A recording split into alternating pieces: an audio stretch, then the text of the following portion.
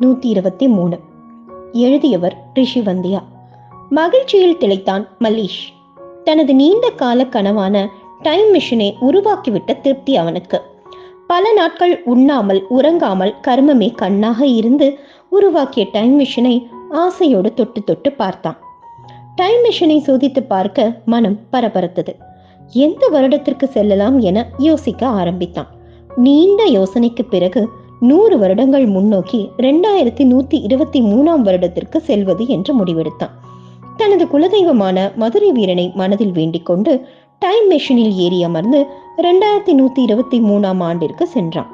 Time மெஷினில் இருந்து இறங்கியவுடன் அவன் கண்டது ரோபோ உலகம்.